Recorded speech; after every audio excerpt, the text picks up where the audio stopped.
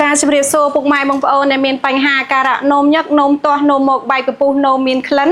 នោមមកមានការឈឺចុកចាប់មានអាការៈហើមទៅតាមរាងកាយហើមទៅតាមដៃហើមទៅតាមជើងហើមទៅតាមក្បាលជង្គង់មានអាការៈក្អួតចង្កោ